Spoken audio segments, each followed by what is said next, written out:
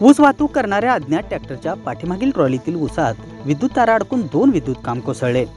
मोरेवाडी तालुका पन्हाळा गावच्या हद्दीतील शिव नावाच्या परिसरातील कळे मल्हारपेठ सांगरूळ रस्त्यावर ही घटना घडली। नेमका घटनेवेळी विद्युत प्रवाह बंद असल्याने मोठा अनर्थ टळला। मात्र सदरचे विद्युत खांब बसवून वीज पुरवठा सुरळीत करण्याकडे वीज वितरण कंपनीने दुर्लक्ष केल्याने शेतकऱ्यांमध्ये संताप व्यक्त होत आहे। नवनवीन बातम्या पाहण्यासाठी आमचे चॅनल सबस्क्राइब करा, घंटीला क्लिक करा व शेअर करायला विसरू नका।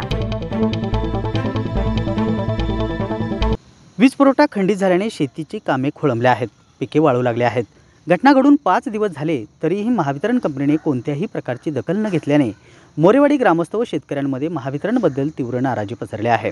नाईलाजाने सध्या शेतकरी श्रमदानातून कोसळलेले विजेचे खांब खड्डे मारून पुन्हा उभा करण्याच्या कामात व्यस्त आहेत। कळे मल्हारपेठ सांगरूळ हा रस्ता धामणी खोरा कळे सांगरूळ या 2 मोठ्या बाजारपेठा, कुंभी कासारी सहकारी साखर कारखाना तसेच पुन्हा वाकरे फाटा येथे कोल्हापूर गगनबावडा या राष्ट्रीय महामार्गाला जोडतो। कोल्हापूर गगनबावडा राष्ट्रीय महामार्गाचे काम सध्या सुरू असल्याने या मार्गावरून वाहतूक खूपच मोठ्या प्रमाणात वाढली आहे।